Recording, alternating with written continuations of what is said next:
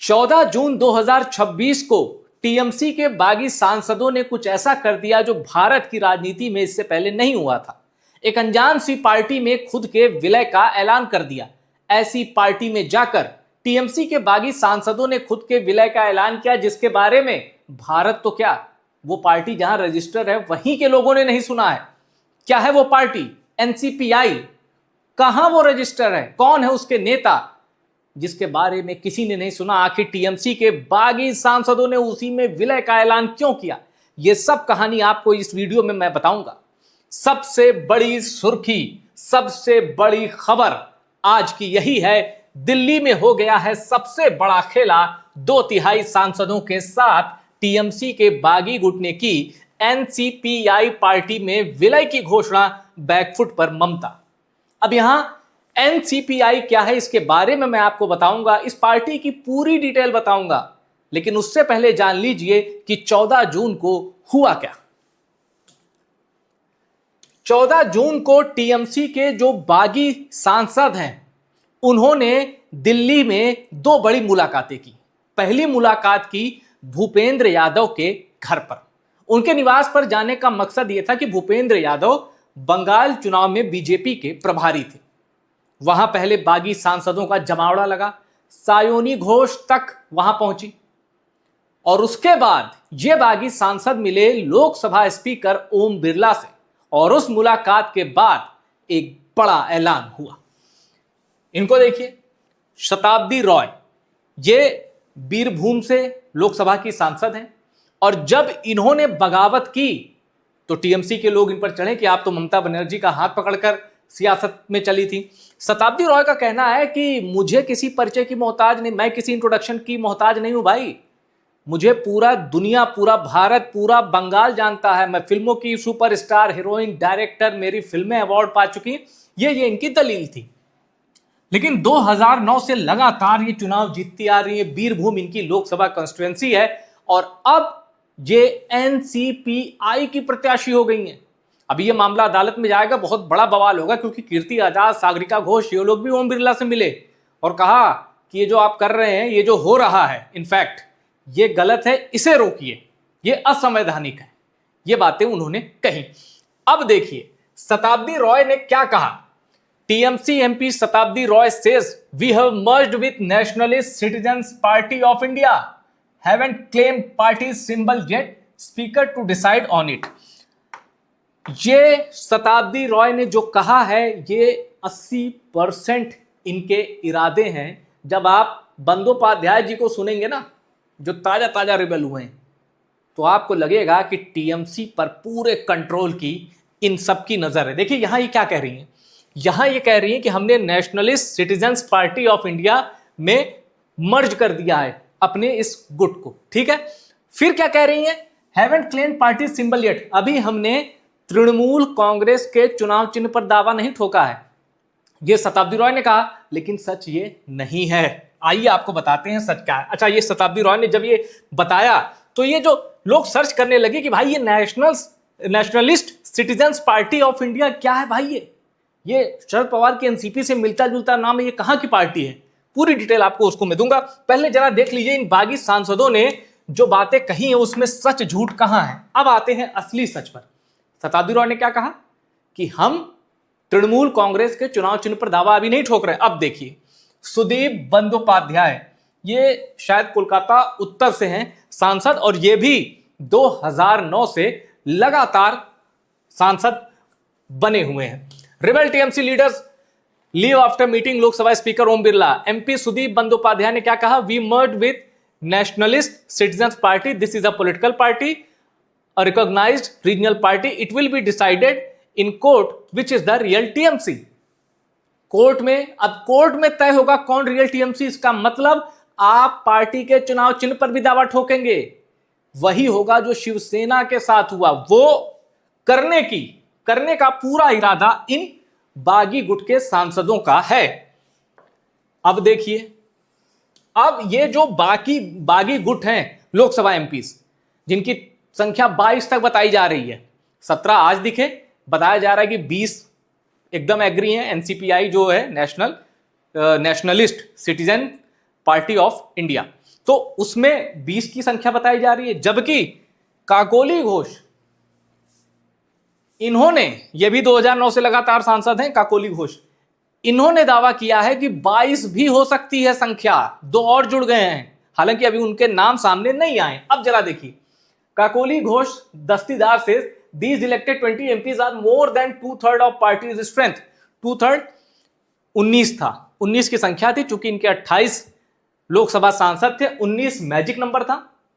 We met Lok Sabha speaker Om Birla, we will work with NDA in the leadership of PM Modi. ये 12/7 से हैं, 12/7 इनकी Lok Sabha constituency है। काकोली घोष 4 दशक से ममता बनर्जी के साथ थी, लेकिन अब राजनीति की भाषा में कहें तो जानी दुश्मन है, और इन्होंने भी वही वजह बताई है ममता बनर्जी का रवैया, अभिषेक बनर्जी का रवैया अलग होने का।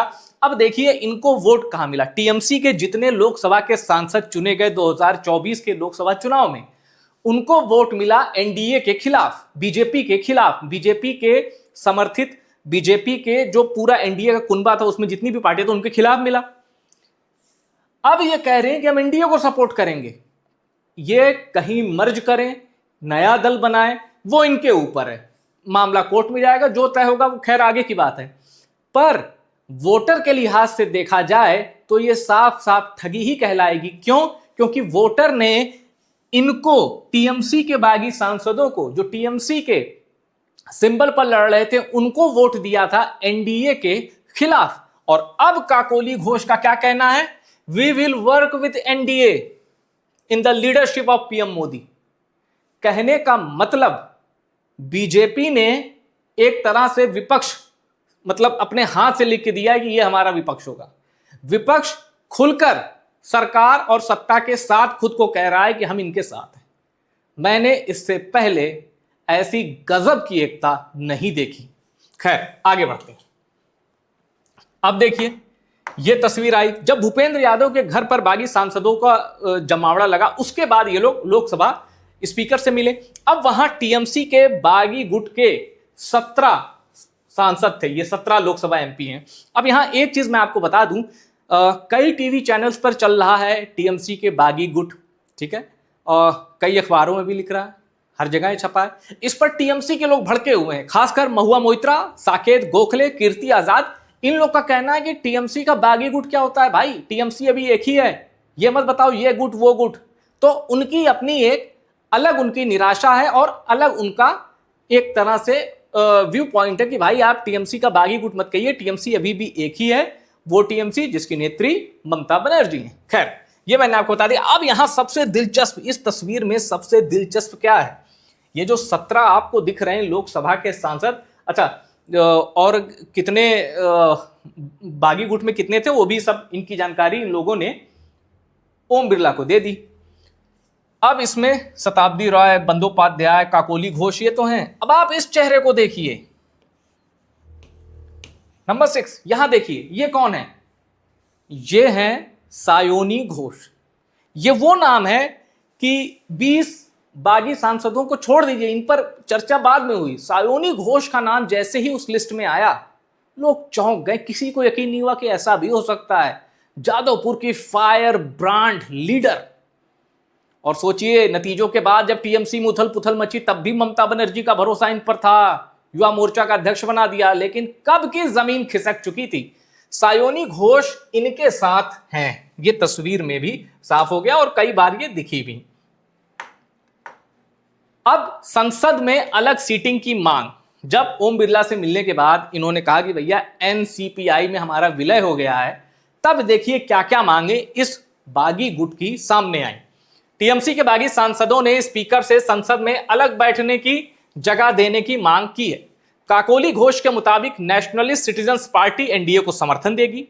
पॉइंट नंबर 3, काकोली घोष के अनुसार बागी गुट के पास 2/3 सांसदों का समर्थन है। ममता बनर्जी गुट ने स्पीकर को पत्र लेकर अलग गुट को मान्यता न देने की मांग की है।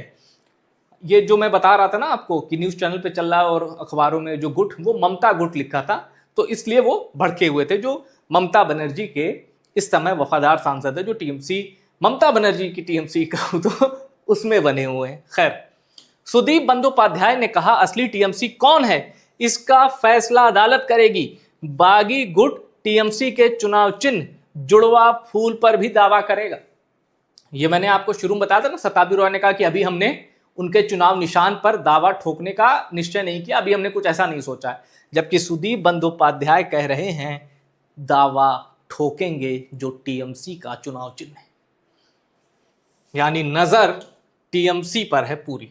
अब सबसे चौंकाने वाले हिस्से में आते हैं इस वीडियो के। ये जनाब, ये शख्स और इनको, ये जिस मोहल्ले में रहते हैं दूसरी गली में कोई नहीं जानता, ऐसा मेरा अनुमान है, नहीं जानता होगा। लेकिन जानते हैं ये कौन है?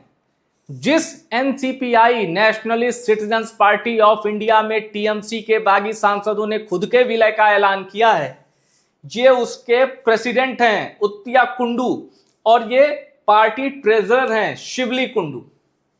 इनको दूसरी गली में कोई नहीं जानता था, अब ये और इनकी पार्टी राष्ट्रीय पटल पर छा गए। क्यों भैया? 5वां सबसे बड़ा दल हो गया है लोकसभा सांसदों के हिसाब से, 5वां सबसे बड़ा दल एक झटके में। और सबसे बड़ी बात, अभी मैं विकिपीडिया पेज खंगाल रहा था, जानते हैं टीएमसी के जो बागी सांसद है, जब आप उनके कॉन्स्टिट्यूएंसी का नाम टाइप करेंगे, उनके नाम पे आएंगे, उनके नाम के आगे पार्टी पे टीएमसी नहीं लिखा। फॉर एग्जाम्पल, जैसे बीरभूम से मैंने बताया, बीरभूम एक लोकसभा है, वहां से शताब्दी रॉय जीतती आ रही, 2024 में भी जीता। अब जब आप टाइप करेंगे कि बीरभूम लोकसभा, उसका एमपी कौन है, तो जब आप टाइप करेंगे नाम शताब्दी रॉय का ही आएगा, लेकिन उनके सामने टीएमसी लिखा नहीं है, उनके सामने एनसीपीआई लिखा आया है। विकिपीडिया ने तो खुद को अपडेट कर दिया, लेकिन ओरिजिनल टीएमसी ममता बनर्जी, उन्होंने कहा कोई अपडेट नहीं होगा, ये पार्टी मेरी थी और मेरी ही रहेगी। अब देखिए जरा, इसके बारे में आ ही गए हैं तो जानकारी पूरी दे देते हैं। ये जो पार्टी है जिसमें विलय हुआ है, ये बंगाल में रजिस्टर्ड है और इसने 2023 का त्रिपुरा विधानसभा चुनाव लड़ा है। और लड़ा भी कितनी सीटों पर जानते हैं? 4 सीटों पर। कमाल है ना? बंगाल में रजिस्टर्ड की गई पार्टी, रजिस्टर्ड है ये पार्टी लेकिन अनरिकॉग्नाइज्ड भी है, ख्याल रखिएगा।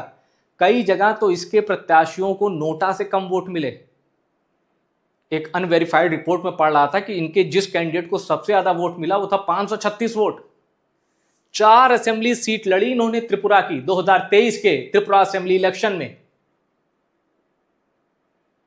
बंगाल में ये रजिस्टर्ड है। कुछ कह रहे हैं कि मेघालय में भी 1-2 जगह इनके वर्कर या इनसे जुड़े नेता हैं। लेकिन अब देखिए रजिस्टर्ड एड्रेस क्या है? बंगाल का हावड़ा। ऐसा लग रहा है मानो इस पार्टी को 2023 में बनाया ही गया था 14 जून के लिए, कि भविष्य में एक दिन आएगा जब रिबेल एमपीज आके आपकी पार्टी में विलय करेंगे। खेल इतना लंबा है, कम से कम मेरे जैसे शख्स को समझने में जब तक वो घटना हो नहीं जाती हम अनुमान नहीं लगा सकते। खेल इतना बड़ा है। अब देखिए 14 जून को हुआ क्या क्या था। मैं बागी सांसदों के पोस्टर बॉय भले ही काकोली घोष हैं, शताब्दी रॉय हैं, सुदीप बंदोपाध्याय हैं, पर मैं इनके हिस्से से समझा रहा हूं, इनके हवाले से समझा रहा हूं, क्योंकि सबसे ज्यादा सनसनी इन्होंने ही मचाई है। अब जरा देखिए 14 जून को हुआ क्या। ये एयरपोर्ट पे दिखी थी पहली बार, मीडिया के कैमरे का सामना किया था उस बगावत के बाद। वो मैंने आपको बता दें, इन्होंने कहा कि मैं आपके किसी सवाल का जवाब नहीं दूंगी, मैं अपने क्षेत्र की जनता के प्रति उत्तरदायी हूं, उन्हीं को जवाब दूंगी। ये ऐसा इन्होंने एयरपोर्ट पे बोला। उसके बाद ये भूपेंद्र यादव के निवास पे दिखाई दी अपने तमाम साथियों के साथ। अब देखिए हुआ क्या। 17 बागी सांसद भूपेंद्र यादव के आवास पर गए, 3 घंटे बैठक हुई, दोपहर 3 बजे, 14 जून की बात बता रहा हूं। शाम 5 बजे क्या हुआ, कीर्ति आजाद और सागरिका घोष ओम बिरला से मिलकर बागी गुट को मान्यता देने का विरोध करने पहुंचे। इनके पास अभिषेक बनर्जी का लिखा हुआ एक लेटर था, वो देने गए थे। इनको पता था कि ये जो बागी एमपीज हैं ये आने वाले ओम बिरला का, ये पहुंच गए। कीर्ति आजाद से पूछा गया, रिपोर्टर ने पूछा कि आप आ तो गए ओम बिरला से मिलने, अपॉइंटमेंट है, उनको बता के आ रहे हैं। कीर्ति आजाद ने कहा कि देखो ऐसा कुछ नहीं है, अपॉइंटमेंट वगैरह मिलेंगे तो ठीक, नहीं तो हम ये काम करने आए हैं, अपना जो एक चिट्ठी देनी थी वो दे के चले जाएंगे। शाम 6 बजे कीर्ति आजाद सागरिका घोष मिलकर चले गए। उसके बाद ये 17 बागी सांसद स्पीकर से मिले और एनसीपीआई में विलय की जानकारी दी। यानी भूपेंद्र यादव से ओम बिरला क्या। अब 8 बजे क्या होता है, काकोली घोष समेत बागी सांसदों ने एनसीपीआई में विलय और एनडीए को समर्थन देने का ऐलान किया। और उधर रात 8:42 पर कोलकाता में ममता बनर्जी के आवास पर अभिषेक बनर्जी समेत कई नेताओं की बैठक होती है।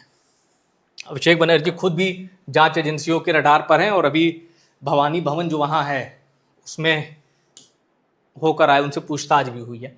अब ये बड़े दिलचस्प आंकड़ा आ गया, जिस पार्टी का नाम किसी ने नहीं सुना था, the national citizen party of India now has 20 Lok Sabha MPs, और शिवसेना से ज्यादा है उद्धव वाली, उससे ज्यादा एमपी हैं, शरद पवार की एनसीपी से ज्यादा एमपी हैं, टीएमसी, अब ये कौन सी टीएमसी है, टीएमसी आप समझ गए ना कौन सी टीएमसी, आरजेडी के 4 एमपी हैं, सीपीआईएम के 4 हैं, आप के 3 हैं, जेएमएम के 3 हैं, मुस्लिम लीग के 3 हैं, अकाली दल, बीजेडी, बीएसपी, इन सबसे ज्यादा मतलब इंडिविजुअली इनसे ज्यादा अब एनसीपीआई के सांसद हो गए।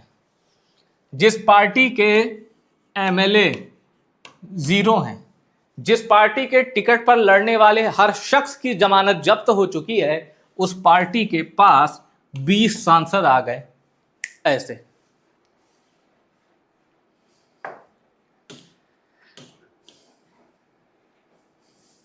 तो ये थी पूरी कहानी।